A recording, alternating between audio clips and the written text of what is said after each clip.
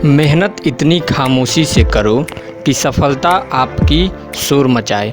जय हिंद प्यारे साथियों, स्वागत करता हूं आप सभी को आपके अपने परिवार संपूर्ण तैयारी में।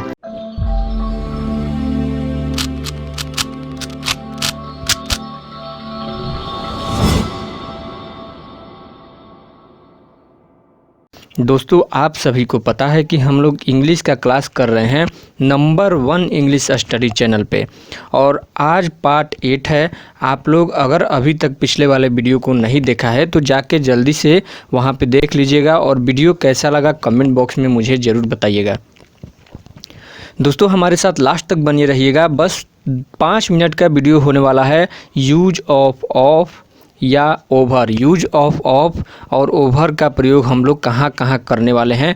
उसके बाद में हम लोग देखेंगे आज का वर्ड ऑफ द डे, और देखेंगे क्या स्ट्रक्चर के बारे में। चलिए दोस्तों, अगर आप हमारे चैनल पर नए हैं तो चैनल को सब्सक्राइब कर दीजिए, और बगल में एक बेल आइकन होगा उसको दबाना मत भूलिएगा। आपका ज़्यादा समय नहीं लूँगा, आते हैं डायरेक्ट पॉइंट पे। और पॉइंट ये है दोस्तों, सबसे पहले बात use of OFF of, use of का हम लोग प्रयोग कहाँ कहाँ करेंगे।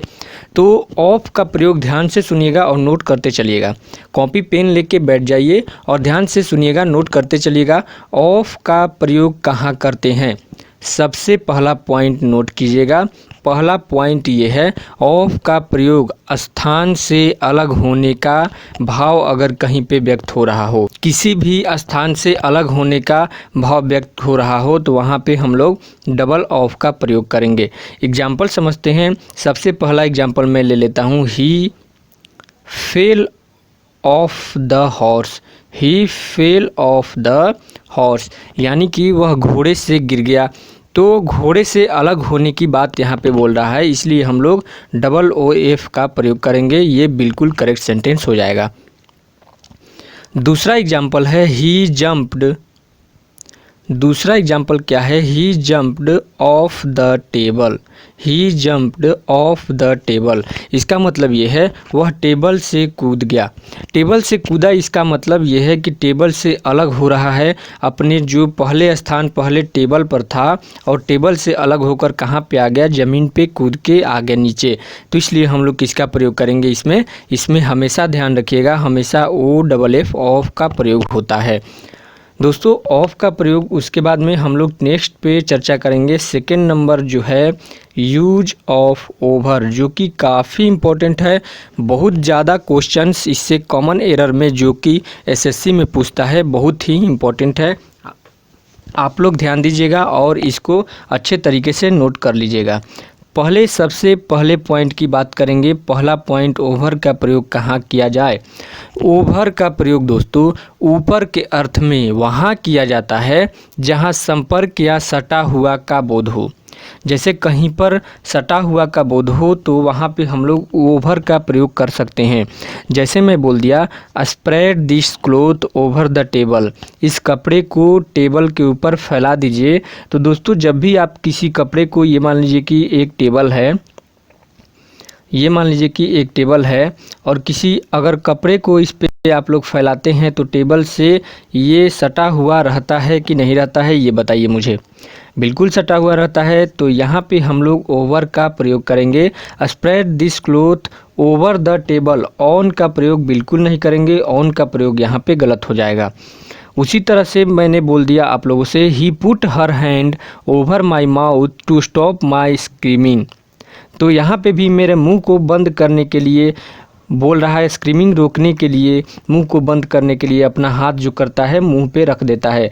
तो दोस्तों, यहाँ पे क्या है, हमेशा ओवर का प्रयोग करेंगे, ध्यान रखिएगा। दोस्तों, अगर आप लोगों को सेशन अच्छा लग रहा है तो एक बार ज़रूर शेयर कीजिएगा दोस्तों में, ताकि आपके दोस्त भी जो जानकारी है सीख सके। देखिए दोस्तों, ज़िंदगी में क्या है, टोटल 2 चीज़ें होती है। एक तो आप अपने मोबाइल का अगर रिचार्ज करवाते हैं, जो भी अपना मोबाइल में डेटा डालते हैं, मोबाइल में डेटा डालते हैं तो डेटा का आप लोग 2 तरह के उपयोग में ला सकते हैं। 2 तरह का उपयोग कौन कौन से है। पहला तो आप लोग अपने डेटा का उपयोग इंटरटेनमेंट में कर सकते हैं। क्या इंटरटेनमेंट में अपना डेटा का उपयोग कर सकते हैं, जिससे आपको सिर्फ इंटरटेनमेंट के अलावा कुछ नहीं मिलने वाला। और दूसरा क्या है, दूसरा ये है कि आप लोग अपने डेटा का इस्तेमाल कुछ नया सीखने के लिए भी कर सकते हैं दोस्तों, है कि नहीं। बात तो एकदम बढ़िया है। जो भी जिस किसी ने भी ये बात कही है वाकई में बाकायदा बहुत ही अच्छी बात बोली है कि कुछ नया सीखने में भी कर सकते हैं। अब डिपेंड आप पे करता है कि आप इंटरटेनमेंट करेंगे या फिर आप एडुटेनमेंट करेंगे। आप इंटरटेनमेंट करेंगे या फिर आप एडुटेनमेंट करेंगे। चलिए देखते हैं दूसरा यूज। जो दूसरा यूज है, हम लोग दूसरे यूज के बारे में डिस्कस करते हैं। ओवर का प्रयोग के ऊपर के अर्थ में वहाँ भी किया जाता है जहाँ पे स्पर्श की बात न हो। जहाँ पे अगर हम लोग मान लीजिए कि जैसे मैं पहला एग्जांपल बताया हूँ कि टेबल है और उस पर कपड़े को फैला दिया, तो यहाँ पे तो स्पर्श की बात हो रहा है। लेकिन क्या आप लोग बोलोगे जहाँ पे स्पर्श नहीं होगा वहाँ पे ओवर का प्रयोग नहीं करते हैं? बिल्कुल करते हैं। एग्जाम्पल समझ लीजिए, यहाँ पे एग्जाम्पल मैं बता रहा हूँ आप लोग को। एग्जाम्पल है there was an umbrella, there was an umbrella over my head, over my head. आप अपना जो सर के ऊपर जो छाता रखते हैं उसके बारे में यहाँ पे चर्चा कर रहा है। यहाँ पे हमेशा ओवर का प्रयोग करेंगे, ऑन का प्रयोग कभी भी नहीं करेंगे। आप लोग ध्यान दीजिएगा। चलिए देखते हैं third number rule. 3 number rule क्या कहता है? 3 नंबर रूल ये कहता है ओवर का प्रयोग ऊपर के अर्थ में वहाँ भी किया जाता है जहाँ एक छोर से दूसरे छोर की बात हो। आप लोग समझ ही गए होंगे, एक छोर से दूसरे छोर का मतलब एक ब्रिज से हो सकता है। जैसे there is a bridge over the river, यानी कि रिवर पर कोई बोले कि नदी पर एक पुल बना हुआ है, तो नदी पर एक पुल बना हुआ है तो उसमें ऑन रिवर का प्रयोग नहीं करेंगे। ऑन द रिवर का प्रयोग आप लोग बिल्कुल मत करिएगा, ये गलत सेंटेंस है दोस्तों, ध्यान रखिएगा। इसमें हमेशा ओवर का प्रयोग होगा। There is a bridge over the river. उसी तरह से मैं बोल दिया the child could run over the grass, grass पे यहाँ से यहाँ तक रन कर रहा है, एक छोर से दूसरे छोर तक। इसमें भी ऑन का प्रयोग नहीं होगा, हमेशा किसका प्रयोग होगा? हमेशा ओवर का प्रयोग करेंगे। आप लोग ध्यान रखिएगा।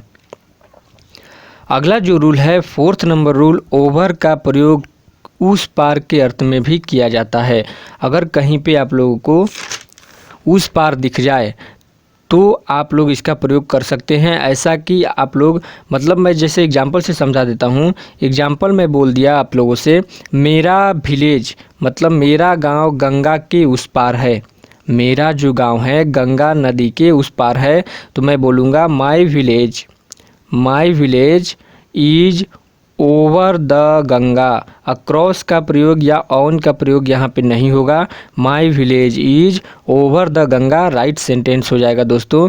इसके बाद में हम लोग आज पांचवा मेथड जो है ओवर का प्रयोग अधिक के अर्थ में भी किया जाता है। कहाँ पे?